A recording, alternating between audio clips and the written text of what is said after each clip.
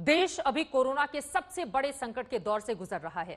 पूरा का पूरा सिस्टम इस मुसीबत से जूझ रहा है और इसी संकट काल में बेबस हो गए हैं 10वीं 12वीं के करीब 30 लाख छात्र, जिन्होंने अपनी परीक्षाओं के लिए जमकर मेहनत की, दिन रात तैयारियां की, लेकिन कोरोना की वजह से कुछ पेपर्स के एग्जाम नहीं हो पाए। इस पर अभी तक सस्पेंस भी बना हुआ है। अब वो सभी छात्र चिंता में हैं कि क्या होगा, वो क्या करें, क्या नहीं करें। छात्र उलझन में है तो अभिभावक भी यानी कि उनके माता पिता परेशान हैं। छात्रों के हितों को लेकर इन तमाम मुद्दों पर हमसे बातचीत करने के लिए खुद मौजूद हैं मानव संसाधन विकास मंत्री रमेश पोखरियाल निशंक। उनके हर सवाल का यानी कि छात्रों से जुड़े हुए हर सवाल का जवाब साहब से हम जानेंगे, लेकिन उसके पहले अपने दर्शकों को यह महत्वपूर्ण रिपोर्ट दिखाते हैं।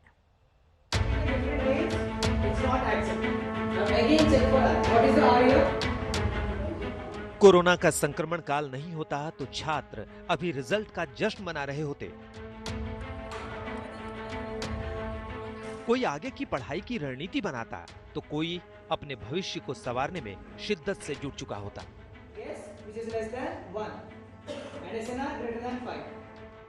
ये कोरोना संकट नहीं होता तो छात्र गर्मी की छुट्टियों की तैयारी कर रहे होते। स्कूल और अन्य शिक्षण संस्थान नए सेशन का वेलकम करने में जुटे होते।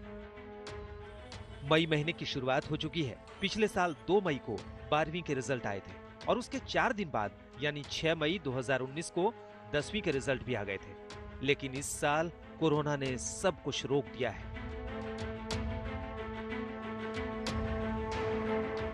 इसका बड़ा असर 10वीं और 12वीं के उन छात्रों पर पड़ा है जो इस साल बोर्ड की परीक्षाएं दे रहे थे। अब सब असमंजस में हैं। कुछ पेपर की परीक्षाएं अभी तक बाकी हैं। देश भर के स्कूल बंद हैं। छात्र परीक्षाओं को लेकर असमंजस में हैं। अभिभावक भी दुविधा में हैं। टीचर भी हालात सुधरने का इंतजार कर रहे हैं। छात्रों का भविष्य अधर में है। महामारी की वजह से देश में 25 मार्च से ही लॉकडाउन लग गया और अब लॉकडाउन 3 भी 17 मई तक घोषित हो चुका है। ऐसे में सवाल है कि लॉकडाउन के बाद 10वीं 12वीं के छात्रों का क्या होगा, बाकी बची परीक्षाओं का क्या होगा, और सवाल यह भी कि बच्चे अपनी आगे की पढ़ाई क्या और कैसे करें। परीक्षाओं को लेकर तो खुद सीबीएसई भी असमंजस की स्थिति में है। सीबीएसई भी साफ कर चुका है कि इस संकट काल में 10वीं बोर्ड की बची परीक्षाएं कराना मुमकिन नहीं है। 1 अप्रैल को अपनी एक एडवाइजरी जारी की है। उसमें हमने बहुत क्लियर कहा है कि 10th का कोई भी एग्जाम अब हम नहीं कंडक्ट करेंगे। जो भी एग्जाम्स 10th के हो गए हैं उनके बेस पे हम रिजल्ट दे देंगे। 12th सब्जेक्ट के एग्जाम्स क्लास 12th के हम उनका री एग्जाम करेंगे एंड वी आर वेटिंग कि जैसे लॉकडाउन उठेगा हम परीक्षा कर सकेंगे। छात्रों के हितों को देखते हुए अभी 28 अप्रैल को ही मानव संसाधन विकास मंत्री रमेश पोखरियाल निशंक ने तमाम राज्यों के शिक्षा मंत्रियों से बात की। इसमें कई अहम सुझाव मिले जिन पर सरकार विचार कर रही है।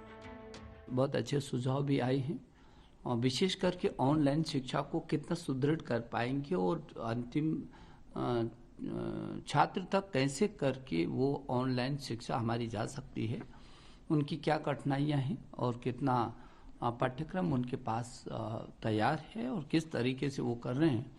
तो लगातार हर स्टेट ने बोला।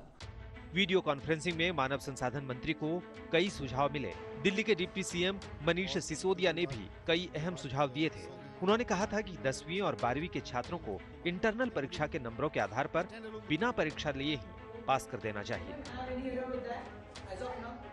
सीबीएसई की परीक्षा को रद्द करें और जैसा हमने 9वीं और 11वीं में किया है कि बच्चों के असेसमेंट के आधार पर, उनके छमाही एग्जाम के आधार पर और बाकी असेसमेंट्स के आधार पर उनके मार्क्स दिए हैं फाइनल एग्जाम में, तो वैसे ही 10वीं और 12वीं की जो बोर्ड की परीक्षा के पेपर्स रह गए हैं, 29 मेन सब्जेक्ट्स के रहे हैं और कुल 83 सब्जेक्ट्स के पेपर रहे हैं, उन सब में भी बच्चों को उसके आधार पर पास किया जाए। तो ये तो मैंने उनको एक सुझाव दिया। साथ ही दिल्ली के शिक्षा मंत्री ने कई मांगे भी रख दी। उन्होंने कहा कि इस साल के सीबीएसई और एनसीईआरटी सिलेबस में 30% की कटौती की जाए।